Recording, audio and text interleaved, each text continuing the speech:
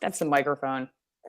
All right, we're live. We're live with Ryan Cristiàn of the Last American Vagabond. And also, I'm not sure whether this is a hacker or a producer, but I guess it just depends on his vision for the show. He's also here trying to take over.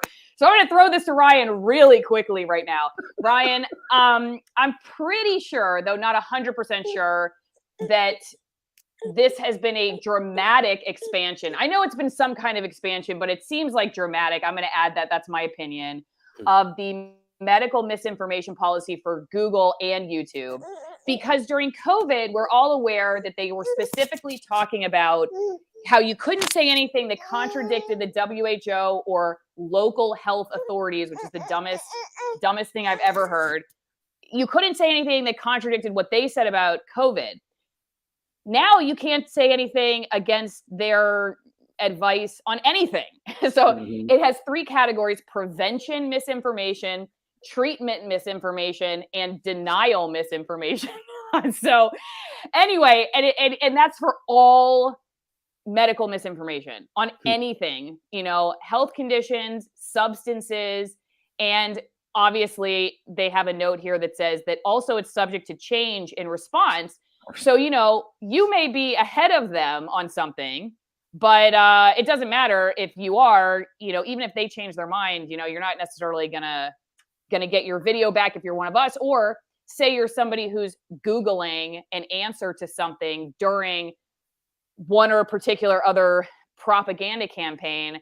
We know Google is basically telling you any of that information will be deranked when the information would be most useful to you, which is like when it really matters. And then when the government changes, it's saying like a year or two later, when it doesn't matter anymore, then, you'll be able to find it maybe in search results.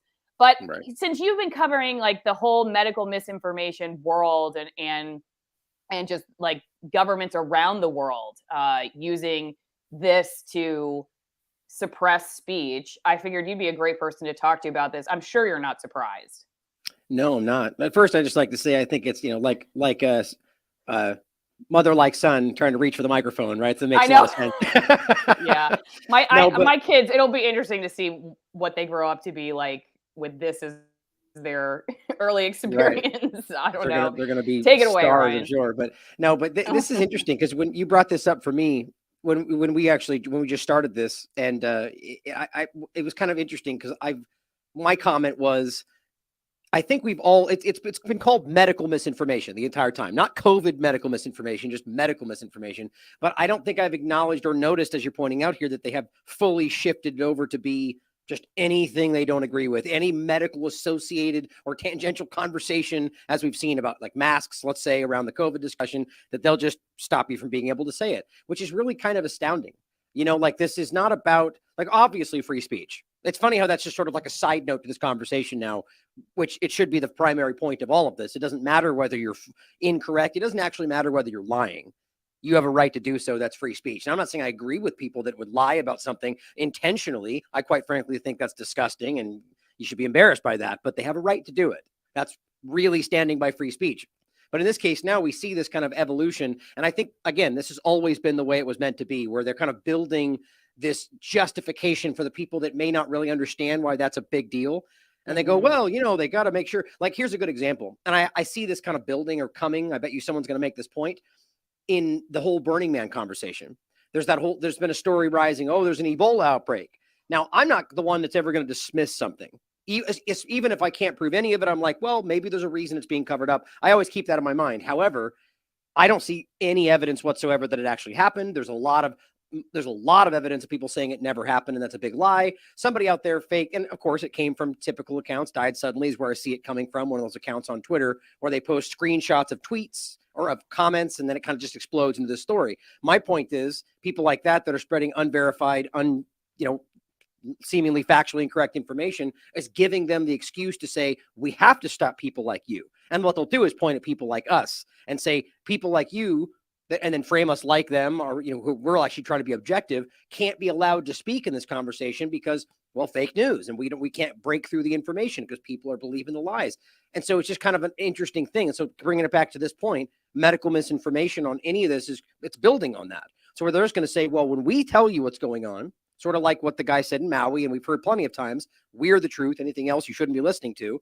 People are already going to believe that because they believe this misinformation problem is bigger than anything else. And I love the point you made about how it's subject to change. What does that even mean? So you could just tomorrow change what you said then. And if we're in line with what you said before, suddenly we're no longer in line and we could be censored, even though we agreed with what you said 30 seconds ago. Like that seems like an intentional way to try to trap people to get them censored, if you want me honest opinion. But I think bigger than that, it's just about the fact that you have to be constantly tapping in to the experts to be able to report on anything, which is what all of the mainstream do. And all of people, like, I make the point about KJP during, I think it was Delta or Omicron, where the guy was like, how do you know that these are actually these variants? And the guy, she's like, because the CDC told us. And he's like, yes, I know that. But how do you know? Where's the evidence from the CDC? And she just couldn't wrap her mind around that. She's like, because they told us. And I made a huge point about that. I'm like, these people just blindly report what the CDC says because that's how they've been trained. They think that's actually smart. So this is all stemming to that. Right. And as having done that in corporate news before, I started to see how the game was played. I don't know why I trusted that government agencies like the CDC were the objective source for information. It was like a cultural thing for us. You know, we saw ourselves that way. So we saw these, I guess it was like an information class system where like you were in the same tier as we were as an information disseminator. And so we just saw you as our ally, I guess. And then if somebody like you came around, we'd say, well, yeah, you could be telling the truth, but we need to do a bunch of fact checking to see if we really, and then how we would fact check is we would go to the CDC and we would fact check you based on the CDC. So it's just it's a never ending, terrible feedback loop. And then by doing so, though, we build the expert class. We just keep building and reinforcing the expert class. And then we go back to the expert class. It's a self-fulfilling prophecy. Yeah, go ahead. But just really quickly add to that also that they could just be wrong, right? We always feel that we leave that part out of it, that they've admitted they've been wrong throughout history more than once. So couldn't it be possible that they just made a mistake? And it's like, so that first of all opens the door for anybody that's logical. Well, then, okay, so we shouldn't blindly take what they're saying as gospel. Neither the FDA, the EPA, the CDC, they've all been shown to be wrong before. And now we get into the uncomfortable part of it that we can also prove that they've lied to us before. So we just need to ask those questions. And so it's a no-brainer that we shouldn't just blindly follow what authority tells us. Everything about history shows us that. I think what's happening today is we've gotten people the authority has gotten people so scared about any number of things that they're feeling they have no other choice but to fall back in line, and that's kind of like even with the voting conversation. It seems like everyone under the sun can point out that the system doesn't work, that everyone's cheating, but yet they just go, well, what else are we going to do? And it's like, I can give you a lot of other examples of things we could do, but we just don't know. And it's kind of like engineered helplessness and ignorance. Right. Yeah. And it takes a minute to catch on to it. And when you do, then where do you go? I mean, because spread the word. You have, what'd you say? Spread the word, because it's the first step in anything, any real process of change is acknowledging we have a problem. I actually think we're almost there, or possibly already are there. And I have a problem. Seriously, though. I have an information problem.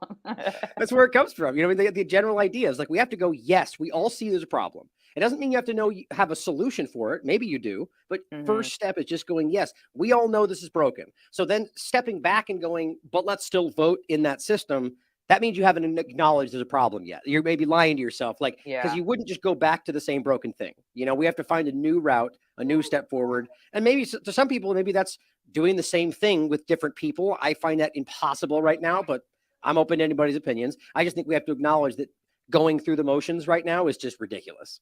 Sorry, I went off on voting there for a second, but it all comes together.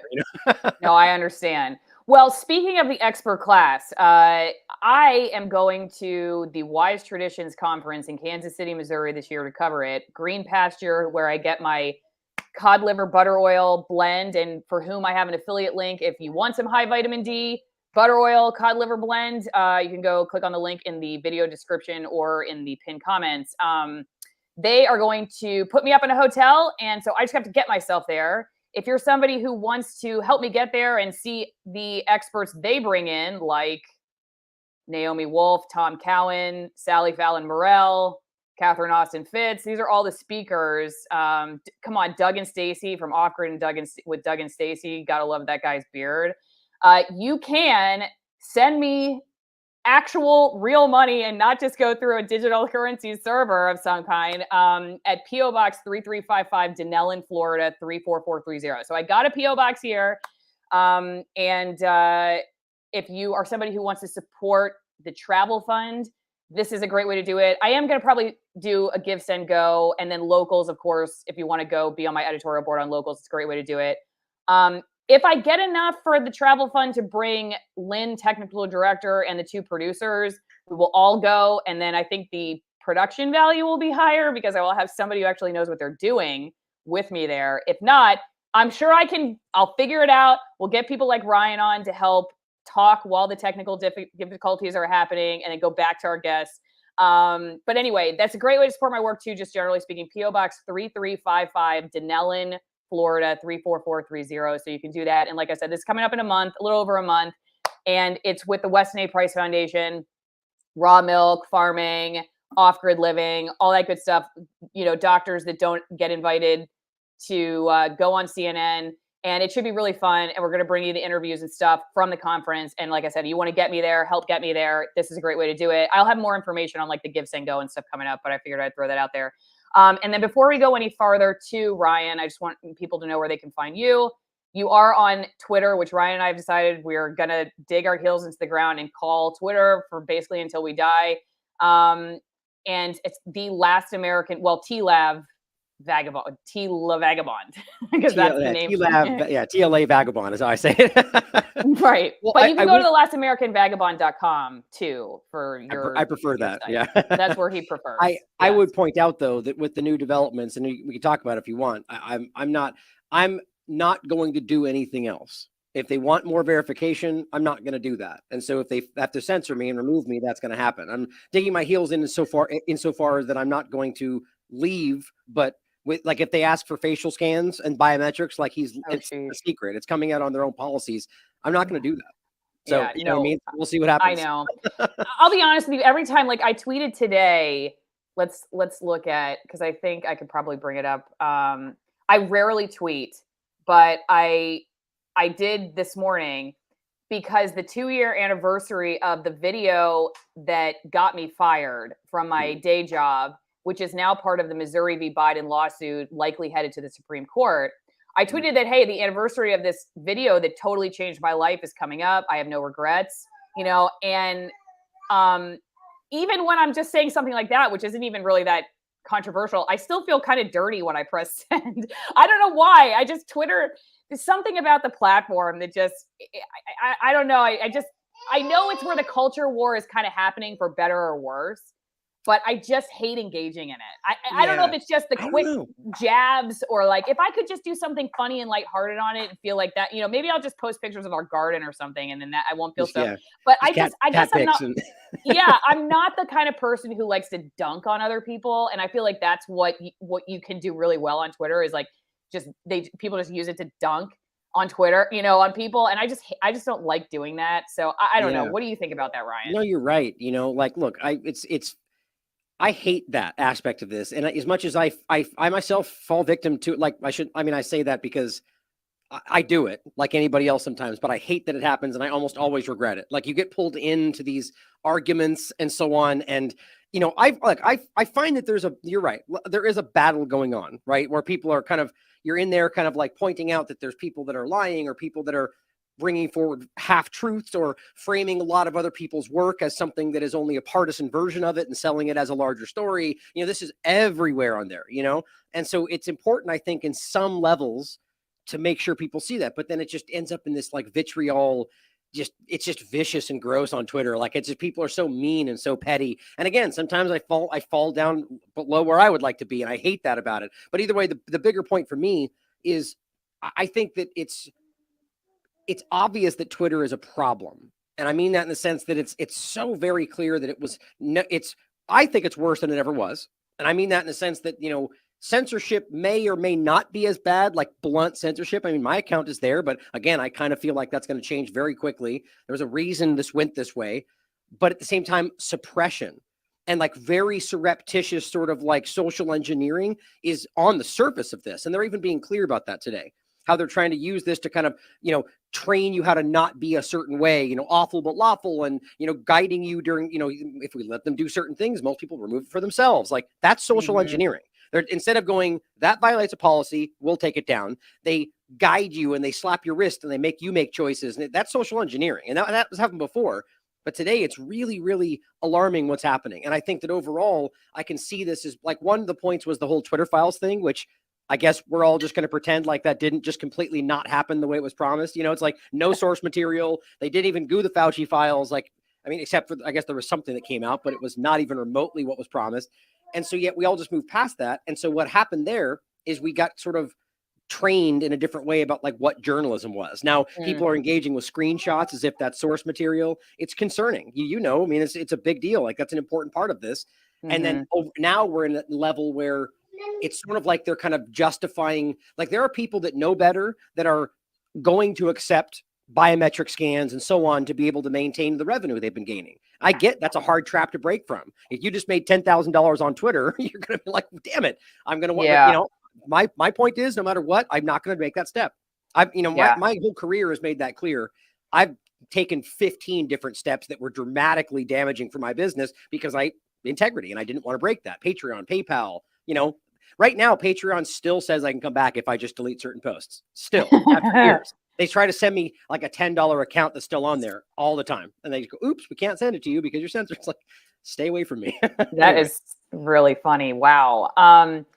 Okay, well, over on Locals, Ryan, a bunch of people putting questions for you. Don't forget, everybody, if you want to be on my editorial board, it's $5 a month. Great way to support my work. And you get to put questions in ahead of time for interviews and go one-on-one with most censored people on the internet. Ryan, you're also on Locals too, right? Thank you. Yeah, thanks for saying that because I am trying to build that right now. I've been gaining some following over there, but it's, check me out on Locals because it's a community where you can support and donate or, do kind of a monthly subscription, which I think is the best way to do this. So yeah, thanks for the shout. Totally. And it's the Last American Vagabond.locals.com.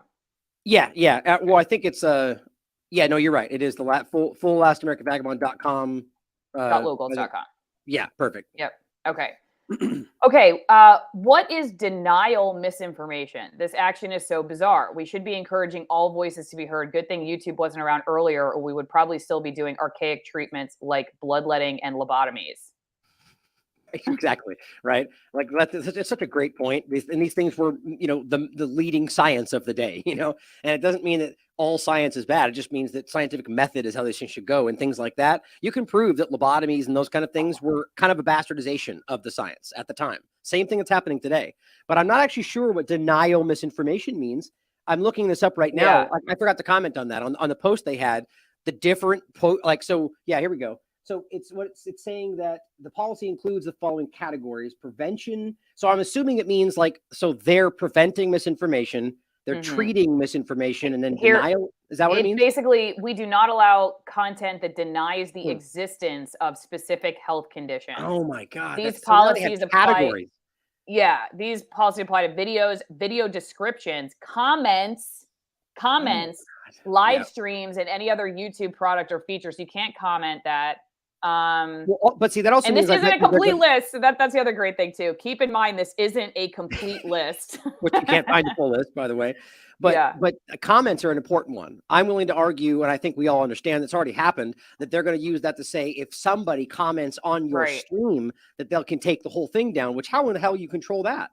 And this is why I think there's this whole the ADL is in a lot of the conversation today, and it should be because they're a very strong part of this, where they will have this kind of action where people will flood your chat. I mean, there's an overlap with that whole Nazi story today. The Goyim Defense League, which is just something we should all laugh at, quite frankly, is one of these groups that used to bomb your chats and just put all these anti-Semitic things in there. And at the time, I just thought it was trolling. But at the same time, you could see that they were beginning to use that to censor people and say, see, look, he's all about, even though he's not saying it, wink, wink, look at all of his chat. And that's even, that's obviously not what either of us believe or most of the people that are honest about this conversation, but it's easy to bury that. So that I think is the most surreptitious part of that. We're going to see that a lot of different places. Yeah. It's just, I mean, at the end of the day, it's so vague that I don't even know. I guess why do you think they even have a policy that's written like this, Ryan? Because why not just have one sentence that says, we reserve the right to boot you for any reason? I mean, you know what I mean? Because it's so vague. It seems like really dumb to have like such a lengthy description that basically means you have no rights. You know, we can boot you for any reason. Why not have that?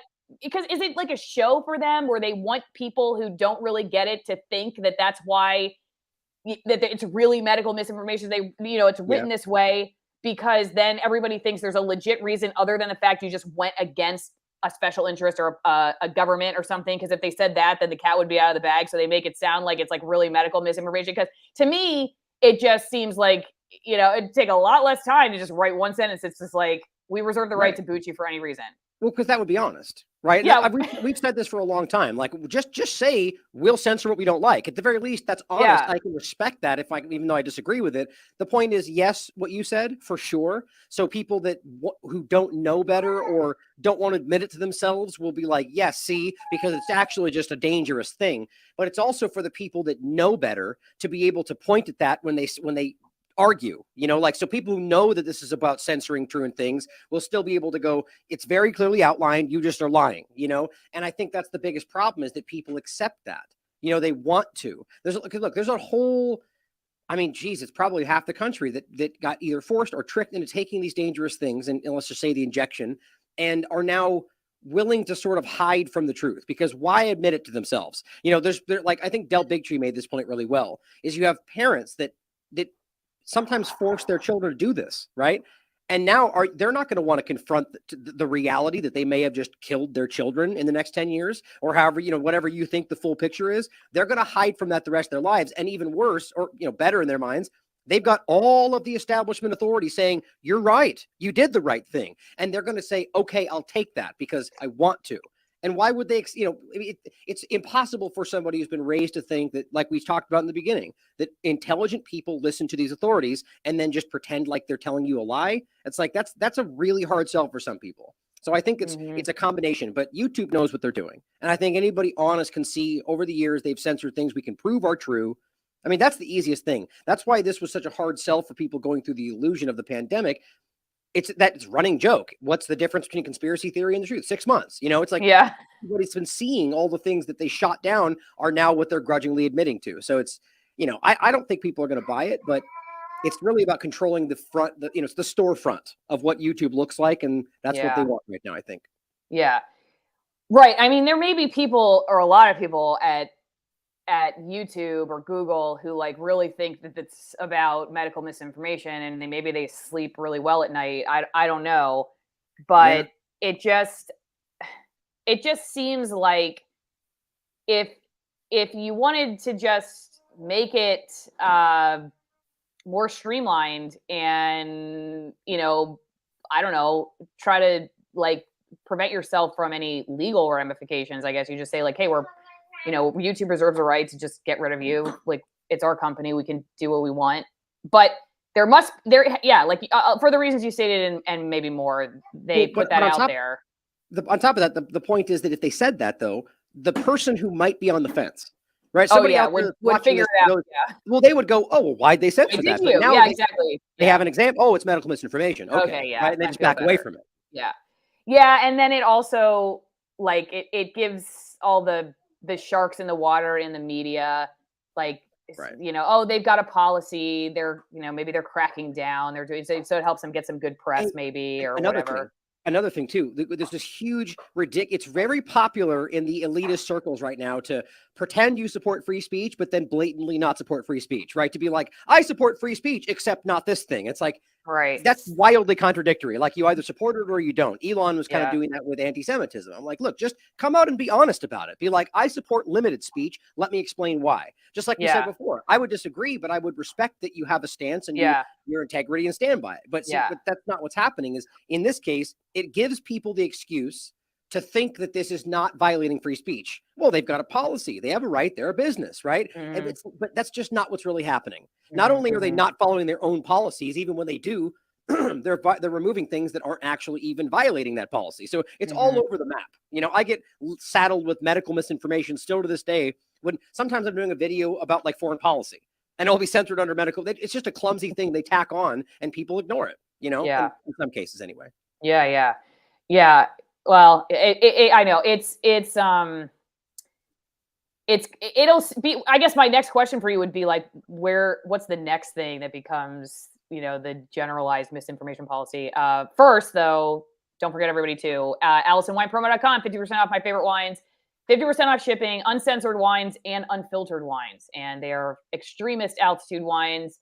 It's a great way to get your extremism on and also have a great glass of wine at the same time and support my work. Keep people like Ryan coming on. These are my favorite wines. They were before I even got this company as a sponsor. In fact, they heard me talking about high altitude Malbecs from Argentina and wrote me and said, hey, would you like to promote our wine? Because you already drink it anyway. And I said, sure. So anyway, some come from almost 9,000 feet. The third highest vineyard in the world.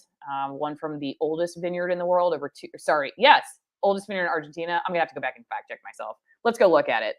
I have to go fact check myself now. Hang on. All right, Argentina's oldest vineyard. Yeah, I mean, you would think there's probably vineyards, right, that go like that we know about in Italy there or Rome or something. You know what I mean? That would go back because we know the Greeks like really got drunk a lot. So that would be like the oldest one in the world would be a lot. So I'm glad I fact checked myself on that. Anyway, it's a great way to support my work, and like I said, it's a great gift idea. I'm sure there's some kind of holiday coming up that you can buy some wine for. So go check out AllisonWinePromo.com. Let's go back to AllisonMar.locals.com and get Ryan some more questions though. How about, I think this next one is not on the topic of medical information, but do you feel the soil tax spraying in Maui may cover up evidence? It is suspected ammonium nitrate might have been used to enhance fires to make them hot enough to literally melt glass. And who is asking about the thousands of missing children, Maui by fire, Burning Man by water, a mud flood? And you know what, Ryan? I think right now I'm probably going to just end our YouTube stream. So if you're watching on YouTube, it's been great talking to you. We'll see you over on Rumble, Locals,